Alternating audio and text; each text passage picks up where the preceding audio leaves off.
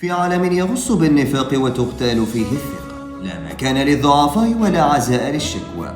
وحده الصمود يصنع الفارق، ووحدها النفوس القوية تحول الألم إلى وقوة. هذا ما عبر عنه الشاعر كريم العراقي بصدق حرفه وعمق تجربته حين قال: لا تشكو للناس جرحا أنت صاحبه، لا يؤلم الجرح إلا من به ألم.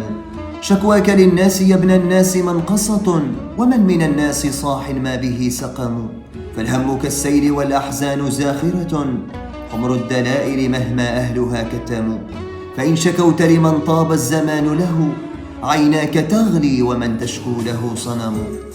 وإذا شكوت لمن شكواك تسعده، أضفت جرحا لجرحك اسمه الندم.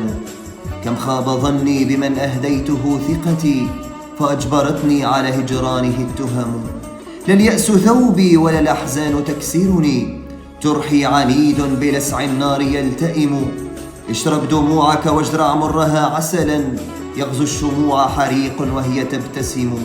والجم همومك واسرج ظهرها فرسا، وانهض كسيف إذا الأنصال تلتحم. كن ذا دهاء وكن لصا بغير يد، ترى الملذات تحت يدك تزدحم. فالمال والجاه تمثالان من ذهب، لهما تصلي بكل لغاتها الأمم.